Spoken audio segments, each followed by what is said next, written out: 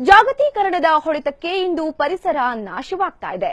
ಪರಿಸರದ ಪ್ರಾಮುಖ್ಯತೆ ಕುರಿತು ನೃತ್ಯ, ನಾಟಕ ಹಾಗೂ ಫ್ಯಾಷನ್ ಶೋ ಮೂಲಕ ವಿದ್ಯಾರ್ಥಿಗಳು ಜನರಲ್ಲಿ ಜಾಗೃತಿ ಮೂಡಿಸಿದ್ರು. ಇದರ ಒಂದು ಝಲಕ್ ಇಲ್ಲಿದೆ ನೋಡಿ.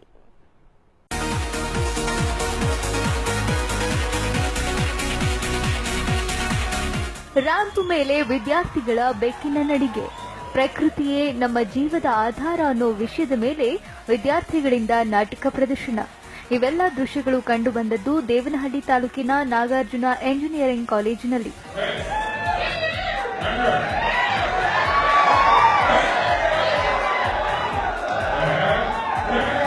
ಪರಿಸರದ ಬಗ್ಗೆ ಜಾಗೃತಿ ಮೂಡಿಸಲು ಇಕೋ ಕ್ಲಬ್ ವತಿಯಿಂದ ನಾಗಾರ್ಜುನ ಎಂಜಿನಿಯರಿಂಗ್ ಕಾಲೇಜಿನಲ್ಲಿ ವಿಶೇಷ ಕಾರ್ಯಕ್ರಮ ಆಯೋಜಿಸಲಾಗಿತ್ತು.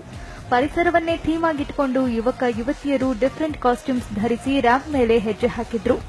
ಯುವಕ ಯುವತಿಯರ ಕ್ಯಾಟ್ ವಾಕ್ ನೋಡಿ ನೆರೆದಿದ್ದವರು ಫುಲ್ ಖುಷಿಯಾದ್ರು. ಇವಾಗ ನೋಡಿ ವೇಸ್ಟ್ ಎಲ್ಲ ಫುಲ್ ಡಂಪ್ ಮಾಡ್ತಾರೆ, ಎಲ್ಲಂದ್ರೆ ಅಲ್ಲೇನೆ. ನಾವು ಅದನ್ನ ಯಾವ ತರ ರೀಸೈಕಲ್ ಮಾಡಬಹುದು ಅಂತ ಹೇಳ್ಬಿಟ್ಟು ಇವತ್ತು ಸ್ಯಾಪ್ಲಿಂಗ್ ಎಲ್ಲ ಪ್ರೋಗ್ರಾಮ್ ಇತ್ತು. ಸೊ ಗೆಸ್ಟ್ ಎಲ್ಲ ಬಂದಿದ್ರು, ಪ್ಲಾಂಟಿಂಗ್ ಆಗಿದೆ.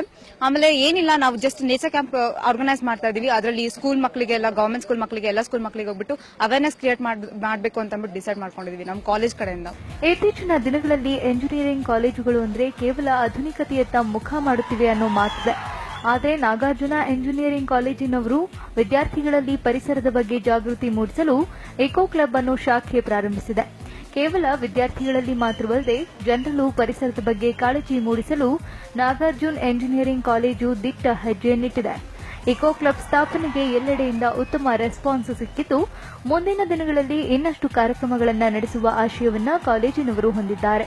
ನಮ್ಮ ಒಂದು objective of this eco club ಏನು ಅಂತಂದ್ರೆ, ಎಲ್ಲಾ ಜನರೊಳಗೂ ನಾವು ಹೇಗೆ ಎನ್ವೈರನ್ಮೆಂಟ್ ಅನ್ನ ಪ್ರೊಟೆಕ್ಟ್ ಮಾಡಬೇಕು. ಈಗಿನ ಒಂದು ಅರ್ಬನೈಸೇಷನ್ ಆಯ್ತು, ಇಂಡಸ್ಟ್ರಿಯಲೈಸೇಷನ್ ಆಯ್ತು, ಅದರ್ ಆಕ್ಟಿವಿಟೀಸ್ ಆಯ್ತು, ನಮ್ಮ ಮಾಡರ್ನ್ ಲೈಫ್ ಸ್ಟೈಲ್ ಆಯ್ತು, ಅದು ಹೇಗೆ ಎನ್ವೈರನ್ಮೆಂಟ್ ಗೆ ಅಫೆಕ್ಟ್ ಮಾಡ್ತಾ ಇದೆ. ಸೊ ಅದನ್ನ ನಾವು ಹೇಗೆ ರೆಡ್ಯೂಸ್ ಮಾಡಬಹುದು ಅಂತ. ಒಟ್ನಲ್ಲಿ ಪರಿಸರ ಉಳಿಸಿ ಬೆಳೆಸಲು ನಾಗಾರ್ಜುನ ಎಂಜಿನಿಯರಿಂಗ್ ಕಾಲೇಜು ಆಡಳಿತ ಮಂಡಳಿ ಹಾಗೂ ವಿದ್ಯಾರ್ಥಿಗಳು ವಿಭಿನ್ನವಾದ ಹಾದಿಯನ್ನ ಆಯ್ಕೆ ಮಾಡಿಕೊಂಡಿದ್ದಾರೆ. Shridhar Boodigere, BTV news, Devanahalli.